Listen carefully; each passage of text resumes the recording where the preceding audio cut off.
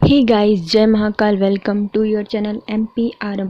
आशा करती हूँ कि आप सभी स्वस्थ होंगे और निरंतर अपने एग्ज़ाम की तैयारी कर रहे होंगे। हमने मध्य प्रदेश करंट अफेयर को स्टार्ट किया था इस सीरीज़ में, जिसमें हम कुछ यूनिट्स को कंप्लीट कर चुके हैं। आज हम पढ़ने वाले हैं मध्य प्रदेश का बजट 2023-24। तो चलिए गाइस स्टार्ट करते हैं। यदि आप हमारे चैनल पर नए हैं तो प्लीज़ गाइस पहले चैनल सब्सक्राइब कीजिए, वीडियो को लाइक कीजिए, कमेंट कीजिए, अपने प्यारे प्यारे फ्रेंड के साथ शेयर कीजिए। मध्य प्रदेश का बजट 2023-24। भारतीय संविधान के अनुच्छेद 112 के अनुसार एक किसी विशिष्ट वित्तीय वर्ष में केंद्रीय बजट को वार्षिक वित्तीय विवरण AFS कहा जाता है। तो जो संविधान का अनुच्छेद 112 है वो क्या करता है, तो कोई भी एक विशिष्ट वित्तीय वर्ष के जो केंद्रीय बजट होता है उसको वार्षिक वित्तीय विवरण कहा जाता है। संविधान के अनुच्छेद 202 के अनुसार राज्य विधानसभा के समक्ष जो वार्षिक वित्तीय विवरण रखा जाता है वही राज्य सरकार का बजट होता है। इस विवरण में राज्य शासन के वित्तीय वर्ष 2022-23 के पुनरीक्षण एवं वित्तीय वर्ष 2023-24 के अनुमानित सभी लेन देन सम्मिलित होते हैं। तो इसमें क्या कहा गया है, 202 में जो अनुच्छेद है संविधान का, उसमें कहा गया है कि जो राज्य विधानसभा है उसका वार्षिक वित्तीय विवरण राज्य का क्या कहलाता है, बजट कहलाता है। तो इस साल का जो बजट है वह 2022-23 के पुनरीक्षित एवं वित्तीय वर्ष 2023-24 के अनुमानित सभी लेन देन इसमें शामिल होते हैं। मध्य प्रदेश का पहला बजट 19 दिसंबर 1956 को तत्कालीन वित्त मंत्री भगवंत राव अन्नाभाऊ मंडलोई ने पेश किया था। वे मध्य प्रदेश के पहले कार्यवाहक मुख्यमंत्री भी थे, क्योंकि तत्कालीन मुख्यमंत्री रविशंकर शुक्ल का निधन हो गया था। तो मध्य प्रदेश का पहला बजट कब आया था, तो 19 दिसंबर 1956 को वित्त मंत्री भगवंत राव अन्नाभाऊ मंडलोई को द्वारा पेश किया गया था। यह कार्यवाहक CM भी रहे हैं, क्योंकि इनके टाइम जो मुख्यमंत्री रविशंकर शुक्ल थे उनका निधन हो गया था। मध्य प्रदेश का आर्थिक परिदृश्य। मध्य प्रदेश के वाणिज्यिक कर, वित्तीय योजना, आर्थिक एवं सांख्यिकी विभाग मंत्री जगदीश देवड़ा जी ने वर्ष 2023-24 के आय व्यय ब्यौरा को 1 मार्च 2023 को मध्य प्रदेश विधानसभा में प्रस्तुत किया। किसने किया था, तो हमारे मध्य प्रदेश के वाणिज्यिक कर, वित्त योजना एवं आर्थिक सांख्यिकी विभाग मंत्री जगदीश देवड़ा जी ने 1 मार्च 2023 को। बजट 2023-24 की विनियोग की राशि 2,14,025 करोड़ रुपए अनुमानित है। विगत वर्षों से यह 13% अधिक है। तो विनियोग की राशि कितनी है, 2,14,025 करोड़ रुपए रखी गई है, जो कि विगत वर्षों से 13% अधिक है। मध्य प्रदेश के सकल घरेलू उत्पाद में वर्ष 2022-23 में आगमी अनुमानों के अनुसार प्रचलित भावों पर 16.43% की वृद्धि हुई है। देश के सकल घरेलू उत्पाद में हमारे प्रदेश का योगदान विगत 10 वर्षों में 3.6% से बढ़कर 4.8% तक पहुंच चुका है। तो जो सकल घरेलू उत्पाद है इसमें 2022-23 में कितना अनुमान लगाया गया है प्रचलित भावों पर, तो प्रचलित भाव हैं उनके आधार पर 16.43% की वृद्धि की गई है। और जो देश की सकल घरेलू उत्पाद है उसमें भारत में मध्य प्रदेश का योगदान कितना है, 3.6% से बढ़कर 4.8% तक हो गया है। मध्य प्रदेश की प्रति व्यक्ति आय प्रचलित भावों पर वर्ष 2011-12 में 38,497 रुपये थी, जो कि वर्ष 2022-23 में 3.5 गुना से ज़्यादा बढ़कर 1,40,583 रुपये हो गई है। तो मध्य प्रदेश की प्रति व्यक्ति आय जो कि प्रचलित भाव पर कितनी थी, 2011-12 में थी 38,497, लेकिन 2022-23 में इसमें कितने वृद्धि हुई है, 3.5 गुना की वृद्धि हुई है, जो कि 1,40,583 रुपये हो गई है। बजट मुख्य बिंदु निम्नानुसार है। भारत की अर्थव्यवस्था को $5 ट्रिलियन की बनाने हेतु राज्य द्वारा पंजीकृत व्यय को बढ़ावा देने हेतु कुल बजट का लगभग 20% प्रावधान रखा गया है, जो कि सकल घरेलू उत्पाद का 4% है। तो भारत की अर्थव्यवस्था को कितना करना है, $5 ट्रिलियन बनाना है। इसलिए राज्य द्वारा जो पूंजीगत व्यय है उसको बढ़ावा देने के लिए कुल बजट का लगभग 20% का प्रावधान रखा गया है, जो कि सकल घरेलू उत्पाद का 4% है। वर्ष 2023-24 का बजट MP गवर्नमेंट डायरी के ऐप के माध्यम से देखा गया। तो मध्य प्रदेश 2023-24 का बजट देखा कैसे गया है या देख सकते हैं, कैसे देख सकते हैं, तो MP गवर्नमेंट डायरी के माध्यम से इसको देखा जा सकता है, ऐप है ये। वर्ष 2023-24 का बजट प्रथम बार ई बजट के रूप में प्रस्तुत किया गया है। 2023-24 का बजट हमने MP गवर्नमेंट डायरी में ऐप में देखा, क्योंकि ये पहली बार ई बजट के रूप में प्रस्तुत किया गया है। राजस्व अधिक 412.76 करोड़ रुपए है। तो राजस्व अधिक कितना हो गया है, तो 1412.76 करोड़ रुपए हो गया है। सकल घरेलू या सकल राज्य घरेलू उत्पाद से राजकोष के घाटे का 4.02% अनुमानित किया गया है। सकल राज्य घरेलू उत्पाद से राजकोष के घाटे को 4.02% अनुमानित किया गया है। अनुमानित राजस्व प्राप्तियां 2,25,709.90 करोड़ रुपए है, जिसमें राज्य के स्वयं के कर की राशि 86,499.98 करोड़ रुपए, केंद्रीय करों से प्रदेश का हिस्सा 80,183.67 करोड़ रुपए है।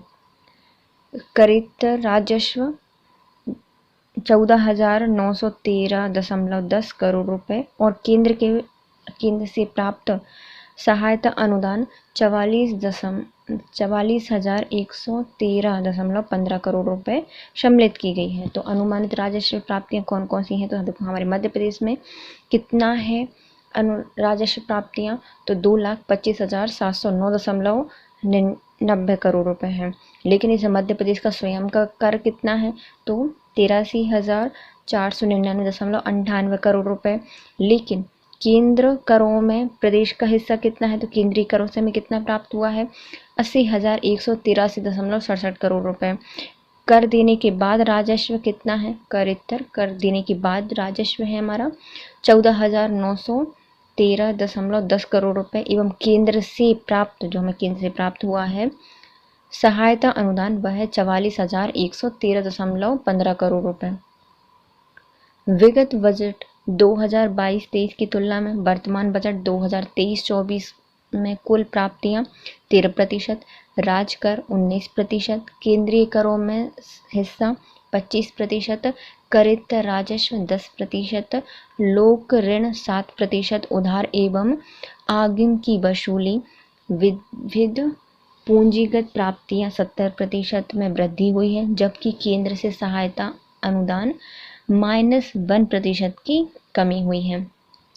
तो जो हमारा बजट 23-24 था उसकी तुलना में हम 22-23 की तुलना में अपना बजट 2023-24 देखते हैं, तो उसमें कुल प्राप्तियां हैं 13%, राजस्व कर कितना है 19%, केंद्रीय कर में हिस्सा 25%, करेत्तर राजस्व है 10%, लोक ऋण है 7%, आगम उधार की वसूली, विविध पूंजीगत प्राप्तियां 70% में वृद्धि हुई है, केंद्र में सहायता अनुदान -1% की कमी हुई है। वर्ष 2023-24 में वर्ष 2022-23 के पुनरीक्षण अनुमान की तुलना में राजस्व व्यय में 11% की वृद्धि, अनुमानित वर्ष 2023-24 में वर्ष 2022-23 के पुनरीक्षण अनुमान की तुलना में पूंजीगत परिव्यय में लगभग 15% की वृद्धि अनुमानित की गई है। यदि हम देखें बजट में 2023-24 हमने कितनी राजस्व व्यय में वृद्धि का अनुमान लगाया है, तो 11% का अनुमान लगाया है, और पूंजीगत परिव्यय में हमने 15% की वृद्धि का अनुमान लगाया है 2022-23 की तुलना में। वर्ष 2023-24 में पूंजीगत परिव्यय राज्य के सकल घरेलू उत्पाद का 4% अनुमानित है। राजस्व अधिक राज्य के GDP का 0.03% और ब्याज भुगतान कुल राजस्व प्राप्ति का 10% तक है। 2023-24 का जो पूंजीगत परिव्यय है राज्य के सकल घरेलू उत्पाद का 4% अनुमानित है। राजस्व अधिक राज्य के जीडीपी का 0.03% है। ब्याज भुगतान में राजस्व प्राप्ति का 10% है। मध्य बजट 2022-23 का बजट 2023-24 का वृद्धि या कितनी कमी की गई है, तो कुल प्राप्तियां कितनी हैं 2022-23 में थी 2,49,152 करोड़ रखी गई थी। बजट 2023-24 का 2,81,660। वृद्धि या कमी कितनी की गई है, तो 13% तक की वृद्धि की गई है। राजस्व प्राप्तियां 2022-23 में थी 1,95,180।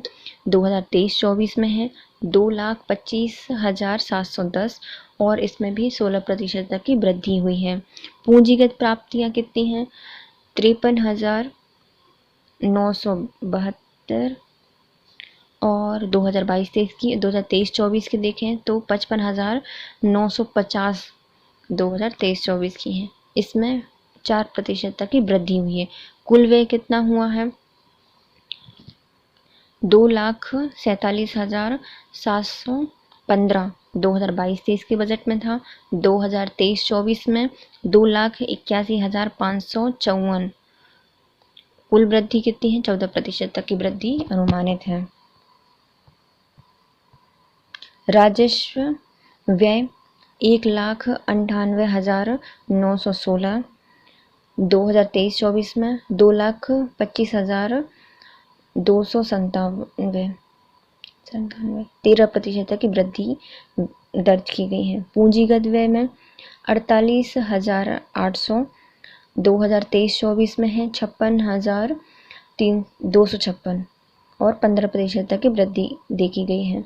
विनियोग की राशि है 2,87,237 रुपये करोड़ में होगी और 2023-24 की है 3,14,025 13% तक की वृद्धि है।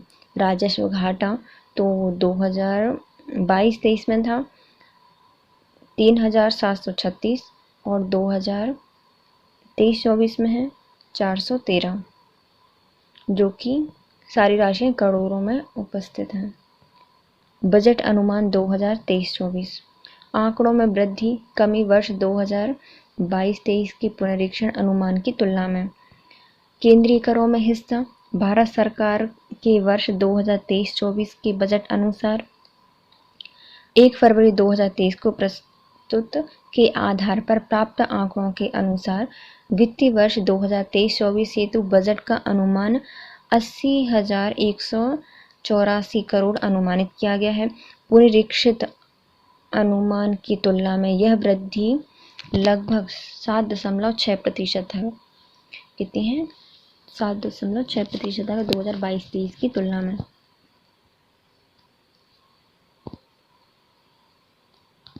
दो 2023-24 में कितना अनुमान लगाया गया है 80,184 करोड़ रुपए। राजस्व कर राज्य के स्वयं के कर राजस्व 86,500 करोड़ रुपए अनुमानित है। पुनरीक्षित अनुमान की तुलना में यह वृद्धि 10.7% है। इस वृद्धि का मुख्य कारण राज्य वस्तु एवं सेवा कर SGST बिक्री व्यापार आदि पर कर वैट राज्य उत्पाद शुल्क स्टैम्प पंजीकृत शुल्क एवं वाहन कर में अधिक वार्षिक वृद्धि दर अनुमानित किया जाना है। तो राजस्व कर में कितनी वृद्धि की गई है 86,500 करोड़ रुपए अनुमानित किए गए हैं। पुनरीक्षण का अनुमान की तुलना में कितना है ये तो 10.7% तक की वृद्धि हुई है। क्यों हुई है क्योंकि इस वृद्धि में जो राज्य सरकार का वस्तु एवं सेवा कर बिक्री व्यापार पर लगने वाला वैट और राज्य उत्पाद शुल्क स्टैम्प पंजीकृत शुल्क वाहन कर आदि में वृद्धि का अनुमान है। करित्तर राजस्व कितना होगा राज्य की करित्तर राजस्व 14,913 करोड़ रुपए अनुमानित है। पुनरीक्षण अनुमान की तुलना में यह 8% अधिक है। यह वृद्धि मुख्य रूप से खनिज, वन, सिंचाई में अधिक वार्षिक वृद्धि दर अनुमानित की जाने के कारण है। कर राजस्व 14,913 करोड़ रुपए अनुमानित है। 8% तक की वृद्धि का अनुमान है, क्योंकि खनिज, वन एवं सिंचाई में वृद्धि वार्षिक वृद्धि दर अनुमानित की गई है या उसके कारण आएगी। मध्य प्रदेश बजट 2023-24 में विभिन्न क्षेत्रों के लिए आवंटित राशि इस प्रकार है। आर्थिक एवं सामाजिक क्षेत्र के प्रावधान 1,60,519 करोड़ रुपए। कृषि क्षेत्र में 53,965 करोड़ रुपए। नगरीय एवं ग्रामीण विकास में 39,326 करोड़ रुपए। अधोसंरचना में 48,950 करोड़ रुपए।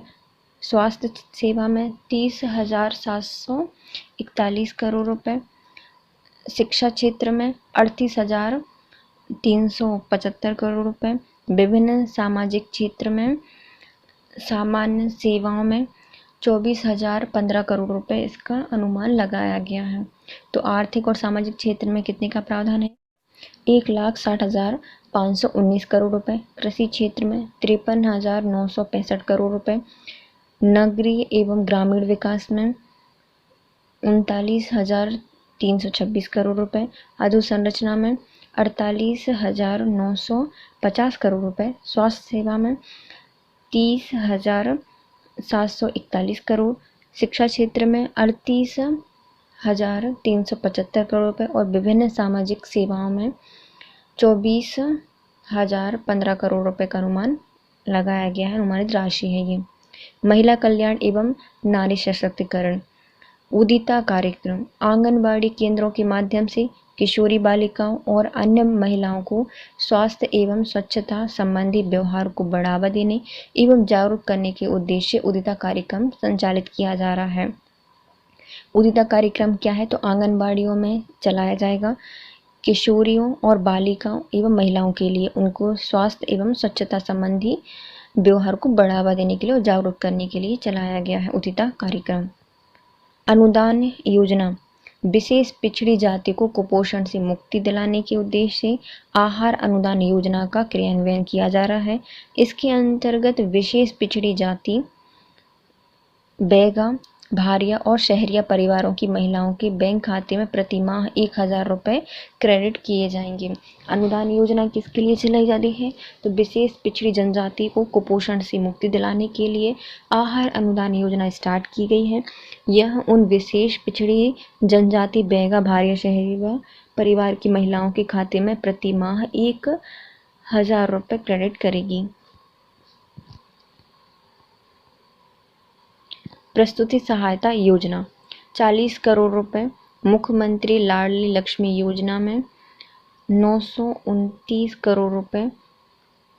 कन्या विवाह एवं निकाह योजना में 80 करोड़ रुपए। लाडली बहना योजना में 8,000 करोड़ रुपए आदि महिलाओं के लिए वर्ष 2023-24 में कुल 1,02,976 करोड़ रुपए के प्रावधान प्रस्तावित किए गए हैं, जो कि 2022-23 की तुलना में 22% अधिक है।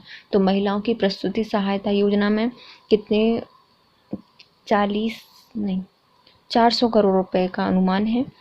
मुख्यमंत्री लाडली लक्ष्मी योजना में 929 करोड़ रुपए।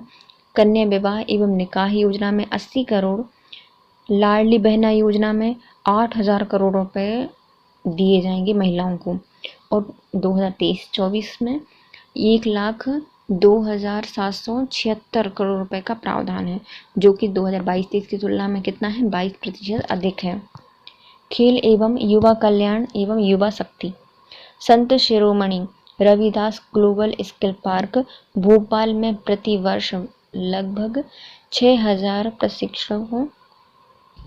प्रशिक्षार्थियों को प्रशिक्षण दिया जाएगा। इस स्किल पार्क के आधार पर ग्वालियर, जबलपुर, सागर एवं रीवा में भी स्किल सेंटर प्रारंभ किए जाएंगे। भोपाल को स्पोर्ट हब एवं प्रदेश में स्पोर्ट टूरिज्म को बढ़ावा देने के लिए नाथू वरखेड़ा भोपाल में अंतर्राष्ट्रीय स्पोर्ट कॉम्प्लेक्स का निर्माण, अंतर्राष्ट्रीय स्तर के स्पोर्ट साइंस सेंटर की स्थापना भी की जाएगी। तो खेल और युवा कल्याण एवं युवा शक्ति के लिए क्या चल रहा है? संत Shiromani Ravidas global skills park बनाया जाएगा भोपाल में। यहाँ पर प्रतिवर्ष 6000 प्रशिक्षणार्थियों को प्रशिक्षण दिया जाएगा। इसके आधार पर ग्वालियर, जबलपुर, सागर और रीवा में भी स्किल्स सेंटर बनाए जाएंगे। इससे भोपाल को टूरिज्म स्पोर्ट हब और स्पोर्ट टूरिज्म को बढ़ावा दिया जाएगा। नाथू वरखेड़ा भोपाल में अंतर्राष्ट्रीय स्पोर्ट कॉम्प्लेक्स का निर्माण किया जाएगा और यहीं पर अंतर्राष्ट्रीय स्तर के स्पोर्ट साइंस सेंटर का भी निर्माण किया जाएगा। शिक्षा के लिए वर्ष 2023-24 में 38,375 करोड़ रुपए का प्रावधान है। मध्य प्रदेश में सर्व सुविधा युक्त 9,200 सीएम राइज स्कूलों का चरणबद्ध रीति से प्रारंभ किया जाएगा। सीएम राइज विद्यालयों के लिए 3,230 करोड़ रुपए का प्रावधान प्रस्तावित है। वर्तमान शैक्षणिक सत्र में 370 सीएम राइज स्कूल प्रारंभ हो चुके हैं। मध्य प्रदेश सरकार की पीएम श्री योजना के अंतर्गत प्रदेश के चिन्हित कुल 730 विद्यालयों की मूलभूत सुविधा एवं शिक्षा के स्तर में सुधार के कार्य भारत सरकार के सहयोग से किए जा रहे हैं। सिंगरौली में खनन एवं प्रौद्योगिकी महाविद्यालय निर्माणाधीन है। मुख्यमंत्री बालिका स्कूटी योजना छात्रों को विद्यालयों तक पहुंचने की सुविधा को बढ़ावा देने हेतु नवीन योजना प्रस्तावित की गई है। इस योजना के अंतर्गत प्रदेश के समस्त उच्चतर माध्यमिक विद्यालयों में प्रथम स्थान प्राप्त करने वाली बालिका ई स्कूटी प्रदान की जाएगी। तो शिक्षा के स्तर पे क्या है? शिक्षा के स्तर में 2023-24 में 38,375 करोड़ का प्रावधान है। इसमें 9,200 सीएम राइज स्कूल बनाई जाएंगी। सीएम राइज विद्यालयों में 3,230 करोड़ रुपए का प्रावधान है।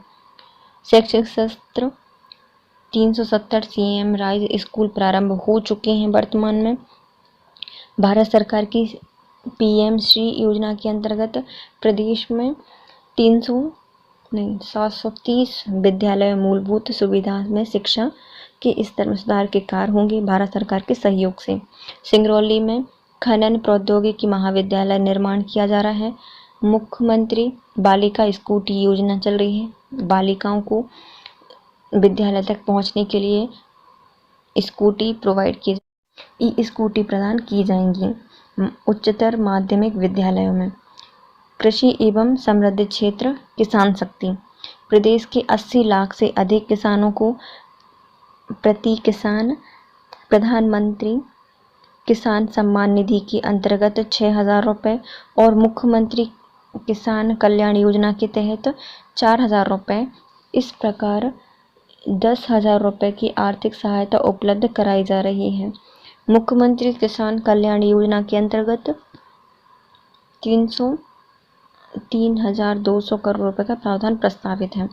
तो मध्य प्रदेश में कितने लाख किसानों को? तो 80 लाख किसानों को प्रतिवर्ष प्रधानमंत्री किसान सम्मान निधि के तहत 6,000 रुपये और मुख्यमंत्री किसान सम्मान निधि के अंतर्गत 4,000 रुपये दिए जाते हैं और कुल 10,000 रुपये दिए जाते हैं। इसमें मुख्यमंत्री किसान कल्याण योजना के अंतर्गत 3,200 करोड़ का प्रावधान रखा गया है। किसानों को प्राकृतिक आपदा से अपनी कृषि की सुरक्षा प्रदान करने हेतु प्रधानमंत्री फसल बीमा योजना के अंतर्गत सुरक्षा कवच उपलब्ध कराया जा रहा है। इस हेतु राशि 2,000 करोड़ की व्यवस्था की गई है। तो किसानों को प्राकृतिक आपदा से अपनी कृषि को बचाने के लिए प्रधानमंत्री फसल बीमा योजना स्टार्ट की गई है। इसमें सुरक्षा कवर के लिए राशि 2,000 करोड़ रुपये का प्रावधान किया गया है। फूलों की खेती करने के लिए किसानों को अपनी फसल सुरक्षित रखने और विपणन की समुचित व्यवस्था उपलब्ध कराने के लिए वेंटिलेटेड फ्लावर ड्रोम की स्थापना की जाएगी। क्या है? फूलों की खेती को बढ़ावा देने के लिए फसल सुरक्षित करने के लिए विपणन की सुनिश्चित व्यवस्था करने के लिए वेंटिलेटेड फ्लावर ड्रोम का निर्माण किया जाएगा। सिंचाई प्रदेश में 2003 में लगभग 7,68,000 हेक्टेयर सिंचाई से अब तक कुल सिंचाई क्षमता 45 लाख हेक्टेयर से अधिक हो गई है। कृषि को लाभ का व्यवसाय बनाने के उद्देश्य से सिंचाई क्षमता को वर्ष 2025 तक 65 लाख हेक्टेयर तक पहुंचाने को लक्षित किया गया है। सिंचाई को 2003 में कितना था? 7,68,000 हेक्टेयर था, जो कि अब 45 लाख हेक्टेयर तक हो गया है। कृषि को लाभ का व्यवसाय बनाने के लिए सिंचाई क्षमता को वर्ष 2025 तक 65 लाख हेक्टेयर तक पहुंचाने का लक्ष्य है। पशुपालन में गौवंश के संरक्षण एवं संवर्धन हेतु मुख्यमंत्री गौ सेवा योजना लागू की गई है। गौवंश के संरक्षण और संवर्धन के लिए मुख्यमंत्री गौ सेवा योजना स्टार्ट की गई है। विशेष पिछड़ी जनजातियों विशेषकर बैगा, सहरिया और भारिया को मुख्यमंत्री दुधारू पशु प्रदाय कार्यक्रम के अंतर्गत 2 दुधारू पशु उपलब्ध कराए जाएंगे। हितग्राही अंशदान को 10% किया जाएगा। तो जो विशेष पिछड़ी जनजाति हैं बैगा, सहरिया, भारिया, उनको मुख्यमंत्री दुधारू पशु प्रदाय कार्यक्रम के तहत 2 दुधारू पशु उपलब्ध कराए जाएंगे और हितग्राही को अंशदान कितना दिया जाएगा? 10% किया जाएगा। दूध उत्पादन में हमारा प्रदेश देश में प्रथम 3 स्थानों में आ चुका है। प्रति व्यक्ति दूध उपलब्धता 591 ग्राम में भी मध्य प्रदेश की औसत राष्ट्रीय औसत से अधिक है। तो दूध उत्पादन में हमारा मध्य प्रदेश प्रथम 3 स्थानों में आ चुका है, जो कि हमारी औसत उत्पादकता है 591, वो उससे अधिक है। प्रति व्यक्ति उपलब्धता। परिवहन चंबल नदी के समानांतर 299 किलोमीटर का अटल प्रगति पथ बन रहा है। नर्मदा नदी के समानांतर 900 किलोमीटर की नर्मदा प्रगति पथ और भोपाल से प्रदेश की पूर्व सीमा के दूरस्थ क्षेत्र सिंगरौली को जोड़ने के लिए 676 किलोमीटर के विंध्य एक्सप्रेस वे के कार्य प्रस्तावित किए गए हैं। तो परिवहन में 3 प्रमुख कार्य हो रहे हैं। चंबल नदी के समानांतर 299 करोड़ किलोमीटर का अटल प्रगति पथ, नर्मदा नदी के समानांतर 900 किलोमीटर का नर्मदा प्रगति पथ और भोपाल से सिंगरौली को जोड़ने के लिए 676 किलोमीटर का विंध्य एक्सप्रेस वे प्रस्तावित है। ऊर्जा के क्षेत्र के लिए वर्ष 2023-24 में 18,302 करोड़ रुपए का प्रावधान प्रस्तावित है। प्रदेश के समेकित ऊर्जा क्षमता 28,000 मेगावाट हो गई है। दिनांक 23 जनवरी 2023 को इतिहास में सर्वप्रथम 17,170 मेगावाट की शीघ्र मांग को पूर्ति कर दी गई। तो ऊर्जा क्षेत्र में कितना बजट रखा गया है? 18,302 करोड़ रुपए का। और जो प्रदेश में समेकित ऊर्जा क्षमता है 28,000 मेगावाट हो गई है। दिनांक 13 जनवरी 2023 को 17,170 मेगावाट की शीर्ष मांग को भी पूरा कर दिया गया। रिवैम्प्ड डिस्ट्रीब्यूशन सेक्टर स्कीम प्रदेश में लागू की गई है। इस योजना को वर्ष 2025-26 तक पूर्ण कर दिया जाएगा। योजना के अंतर्गत स्मार्ट मीटर के माध्यम से बिना मानव हस्तक्षेप के सटीक बिल दिया जाना संभव है। तो क्या हो रहा है? रिवैम्प्ड डिस्ट्रीब्यूशन सेक्टर स्कीम प्रदेश में 2025-26 तक इसको पूर्ण कर दिया जाएगा। स्मार्ट मीटर के माध्यम से बिना मानव हस्तक्षेप के सटीक बिल उपलब्ध कराए जाएंगे। उद्योग एवं व्यापार प्रदेश में निवेश एवं अनुकूल परिवेश को और बढ़ावा देने के लिए मध्य प्रदेश उद्योग की स्थापना एवं परिचालन का सरलीकरण अध्यादेश 2023 लागू किया गया है। इसके अंतर्गत उद्योगों को प्रथम 3 वर्षों तक कोई भी निर्धारित 35 सेवाएं अनुमानित लेने की आवश्यकता नहीं होगी। इकाइयों का निरीक्षण भी नहीं किया जाएगा। तो मध्य प्रदेश में क्या चल रहा है, निवेश को अनुकूल परिवेश को बढ़ावा देने के लिए और मध्य प्रदेश में उद्योगों की स्थापना और परिचालन को सरलीकरण अध्यादेश 2023 लागू किया गया है। इसके अंतर्गत उद्योग में प्रथम 3 वर्षों तक कोई भी निर्धारित 35 सेवाएं अनुमानित लेने की आवश्यकता नहीं होगी और न ही इकाई का निरीक्षण करने की आवश्यकता होगी। डिजिटल पहल फॉरेस्ट ई ऑक्शन पोर्टल के माध्यम से लकड़ी के ऑक्शन किए जाने में पारदर्शिता, प्रतिस्पर्धा के फलस्वरूप पूर्व की तुलना में अधिक राजस्व प्राप्त किया जाएगा। तो फॉरेस्ट ई ऑक्शन पोर्टल के माध्यम से क्या किया जाएगा, लकड़ी के ऑक्शन किए जाएंगे, पारदर्शिता प्रतिस्पर्धा के फलस्वरूप पूर्व की तुलना में अधिक राजस्व प्राप्त किया जाएगा।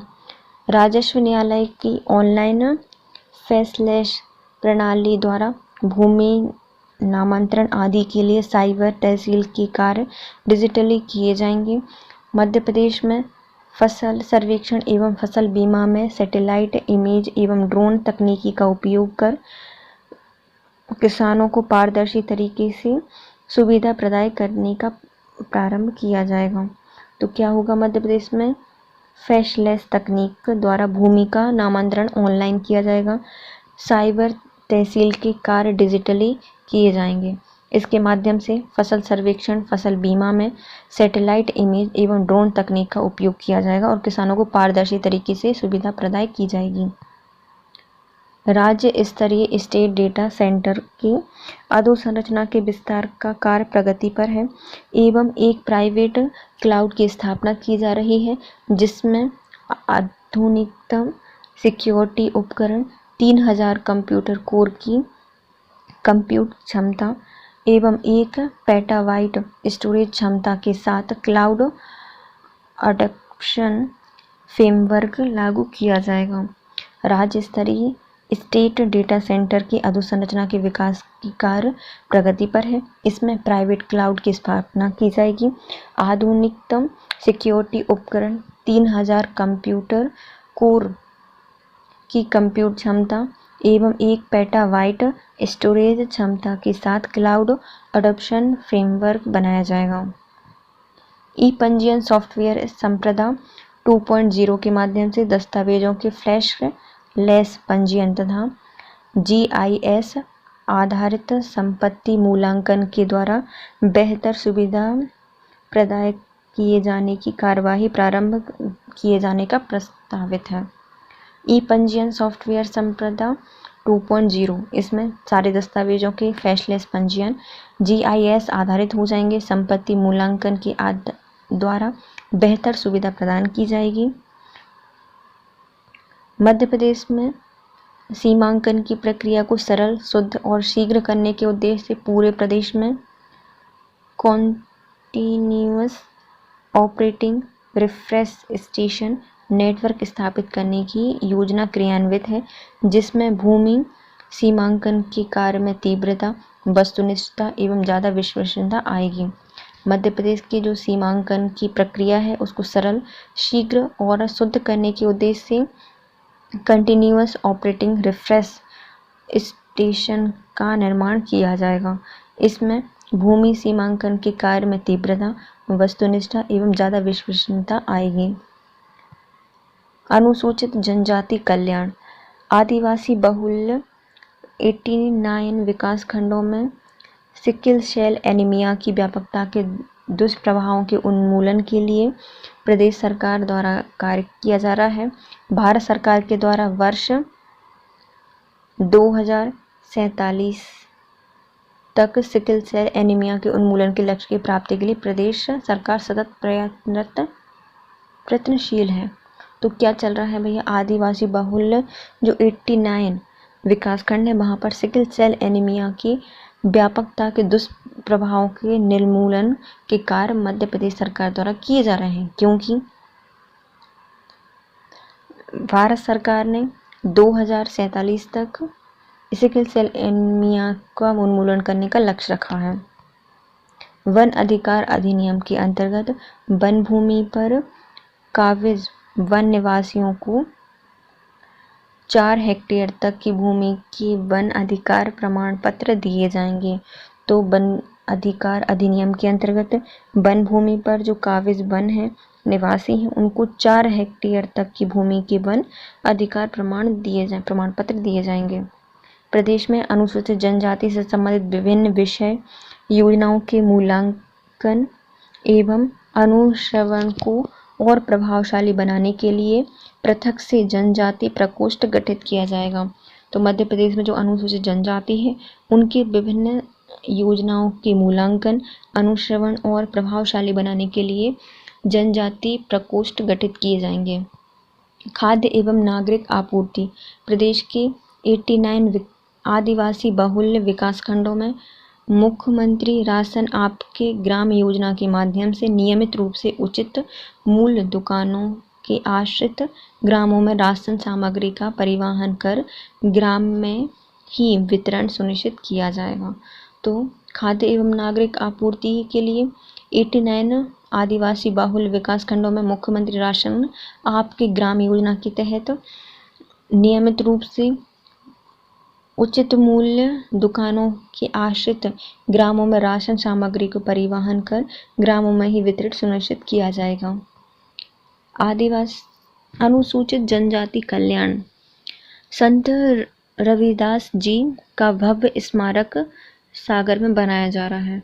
तो अनुसूचित जनजाति कल्याण में क्या है, पहले आते हैं संत रविदास जी का भव्य स्मारक बनाया जाएगा सागर में।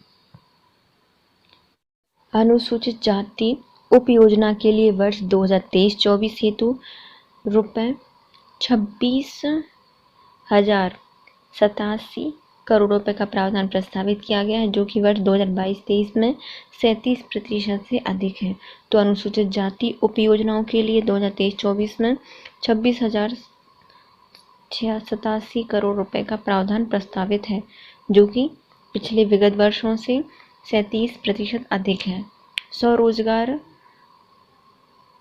अंतर्गत पिछड़े वर्ग के युवाओं के लिए रोजगार मूलक आर्थिक सहायता योजना के अंतर्गत अधिकतम 1 लाख रुपए तक के परियोजना लागत के व्यक्ति मूलक प्रकरण एवं उद्यम हेतु 50 लाख रुपए तक के प्रकरणों के लिए बैंक के माध्यम से ऋण उपलब्ध कराया जाएगा। किनके लिए, जो स्वरोजगार है उनके लिए पिछड़े वर्ग के युवाओं को रोजगार मूलक आर्थिक सहायता योजना में 1 लाख रुपए तक के परियोजना लागत में व्यक्ति मूलक प्रकरण एवं उद्यम हेतु 50 लाख रुपए तक के प्रकरणों के लिए बैंकों के माध्यम से ऋण उपलब्ध कराया जाएगा। सामाजिक न्याय। बच्चों, महिलाओं, विकलांगजनों, निराश्रित एवं वरिष्ठ नागरिकों आदि के कल्याण के लिए संस्थागत व्यवस्थाएं तैयार करने के लिए प्रतिष्ठित सामाजिक संस्थानों का सहयोग प्राप्त किया जाएगा। इस हेतु राज्य सरकार 1000 करोड़ के सोशल इम्पैक्ट बांड जारी करेगी। 2023-24 के बजट में इस हेतु 100 करोड़ का आउटकम फंड निर्मित किया जाना प्रस्तावित है।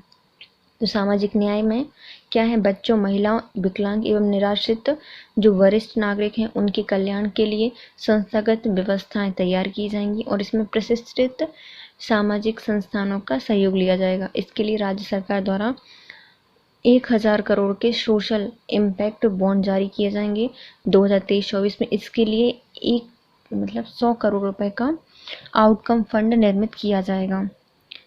पर्यटक एवं सांस्कृतिक पुनरुत्थान। विभिन्न पर्यटन स्थलों की पहुंच सुगम एवं रोमांचक बनाने के लिए 15 रोपवे बनाए जाएंगे। पहला सलकनपुर श्रीदेवी महालोक बनाया जाएगा। सागर संत रविदास स्मारक, ओरछा राम राजा लोक, चित्रकूट दिव्य वनवासी रामलोक की स्थापना की जाएगी। भारत भवन में कलाग्राम, रामपायली बालाघाट में डॉक्टर केशव हेडगेवार संग्रहालय, ग्वालियर में हिंदी भवन, अटल बिहारी वाजपेयी स्मारक की स्थापना की जाएगी।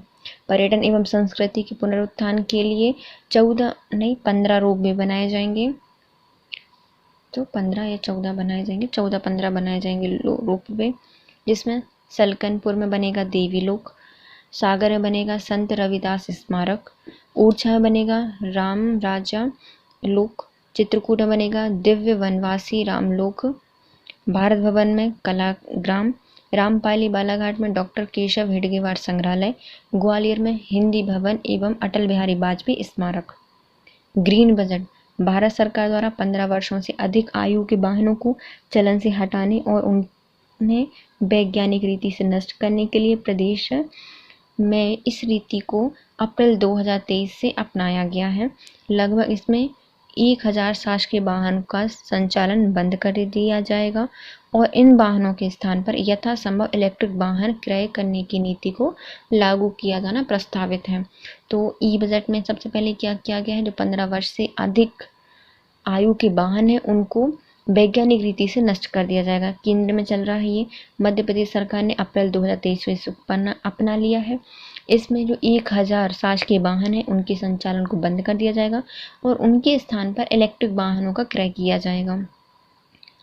भारतवर्ष को वर्ष 2070 तक शून्य कार्बन उत्सर्जन नेट जीरो कार्बन एमिशन वाला देश बनाना है। भारत सरकार को 2070 तक शून्य कार्बन उत्सर्जन नेट जीरो कार्बन एमिशन वाला देश बनाना है। प्रदेश में विद्युत खपत की मांग संतुलन करने की दृष्टि से नई तकनीक के रूप में एम्प्ड हाइड्रो स्टोरेज की परियोजना शुरू की गई है। तो प्रदेश में विद्युत खपत की मांग को संतुलित करने की दृष्टि से नई तकनीकी के रूप में पैम्प्ड हाइड्रो स्टोरेज की परियोजना शुरू की गई है। प्रदेश में नवकरणीय ऊर्जा के स्थान पर क्षमता 10 वर्ष पहले मात्र 451 मेगावाट थी, जो कि 12 गुना बढ़कर 5875 मेगावाट हो गई है। तो नवकरणीय ऊर्जा की स्थापना में 10 वर्ष पहले जब उसकी स्थापना की गई थी तो 951 मेगावाट थी, लेकिन अब वर्तमान में 12 गुना बढ़कर 5875 मेगावाट हो गई है। प्रदेश में विद्युत के उत्पादन हेतु 4000 करोड़ की 750 मेगावाट क्षमता की सोलर हाइब्रिड परियोजना की स्थापना की गई है। तो विद्युत के उत्पादन के लिए 4000 करोड़ की 750 मेगावाट की सोलर हाइब्रिड परियोजना प्रारंभ की गई है। स्वास्थ्य सुविधाओं का विस्तार एवं उन्नयन, जिला अस्पतालों में निजी भागीदारी से वेट लीज मॉडल के माध्यम से 132 प्रकार की निःशुल्क जांच सुविधा उपलब्ध कराई जा रही है। ग्रामीण क्षेत्र में हब एंड स्कूप मॉडल के तहत 45 प्रकार की जांच सुविधा उपलब्ध कराई जा रही हैं। तो स्वास्थ्य सुविधाओं का विस्तार एवं उन्नयन, जिला अस्पतालों में निजी भागीदारी से वेट लीज मॉडल के माध्यम से 123 प्रकार के निःशुल्क जांच सुविधाएं उपलब्ध कराई जाएंगी और ग्रामीण क्षेत्रों में हब एवं स्कोप मॉडल के तहत 45 प्रकार की जांचें उपलब्ध होंगी। स्वास्थ्य क्षेत्र के लिए 2023-24 में 16,055 करोड़ रुपए का प्रावधान प्रस्तावित है, जो कि 22-23 की तुलना में 17% अधिक है। नगर विकास, भूमाफिया से अतिक्रमित भूमि मुक्त कराकर गरीब आवासहीन परिवारों को स्वराज योजना के अंतर्गत आवास निर्मित कराने के लिए चलाई जा रही है। तो भूमाफिया से अतिक्रमण हटाया जाएगा और जो गरीब एवं आवासहीन परिवार हैं उनको स्वराज योजना के तहत आवास उपलब्ध कराए जाएंगे। नगरीय क्षेत्र के नागरिकों को मुख्यमंत्री नगरीय भू अधिकार योजना के अंतर्गत नगरीय क्षेत्रों में स्थित शासकीय भूखंडों की ऐसे अधिभोगियों को निर्धारित प्रवाजीय एवं भूभाटक पर 30 वर्षीय स्थायी पट्टे पर जारी किए जा रहे हैं। तो जो नगरीय क्षेत्र के नागरिक हैं उनके लिए मुख्यमंत्री नगरीय भू अधिकार योजना के अंतर्गत शासकीय भूखंडों के ऐसे अधिभोगियों को निर्धारित प्रवाजी एवं भूभाटक पर 30 वर्षीय स्थायी पट्टे पर जारी किया जा रहा है। नगरीय सड़कों के उन्नयन एवं सुधार के लिए कायाकल्प अभियान प्रारंभ। तो सड़कों के उन्नयन और सुधार के लिए कायाकल्प योजना प्रारंभ की गई है। ग्रामीण विकास स्वच्छता सर्वेक्षण ग्रामीण 2022 में पश्चिम क्षेत्र के राज्यों में प्रदेश को प्रथम स्थान मिला है। जिला भोपाल एवं इंदौर को क्रमशः प्रथम और तीसरे स्थान प्राप्त हुए हैं। तो स्वच्छ सर्वेक्षण ग्रामीण 2022 में पश्चिमी क्षेत्र को राज्य में प्रथम स्थान, भोपाल को प्रथम जिला और इंदौर को तीसरा स्थान प्राप्त हुआ है। जिला इंदौर के ग्राम कालीविल्लौर में देश का पहला ग्रामीण मल कीचड़ प्रबंधन इकाई FSTP निर्मित किया जाएगा। कहाँ पे हो रहा है? इंदौर के कालीविल्लौर में स्टार्ट हो रहा है पहला ग्रामीण मल कीचड़ प्रबंधन इकाई। राज्य ग्रामीण आजीविका मिशन के अंतर्गत गठित महिला स्व सहायता समूह को बैंक ऋण पर दिए ब्याज के विरुद्ध 2% ब्याज की प्रतिपूर्ति राज्य शासन द्वारा किए जाने का निर्णय। फलस्वरूप ग्रामीण क्षेत्रों की महिलाओं को बैंकों से मात्र 2% की ब्याज दर पर ऋण उपलब्ध होगा। तो राज्य में ग्रामीण आजीविका मिशन के तहत जो महिला स्व सहायता समूह हैं उनमें बैंक ऋणों पर देय ब्याज के विरुद्ध 2% ब्याज की प्रतिपूर्ति राज्य शासन द्वारा की जाएगी और इसमें ग्रामीण क्षेत्रों में महिलाओं को बैंक खाते से मात्र 2% की ब्याज दर पर ऋण उपलब्ध हो सकेगा। मुख्यमंत्री आवासीय भू अधिकार योजना प्रत्येक ग्राम पंचायत क्षेत्र में आबादी क्षेत्र की भूमि पर पात्र परिवारों को आवासीय भू खंड उपलब्ध कराने के लिए यह योजना प्रारंभ की गई है।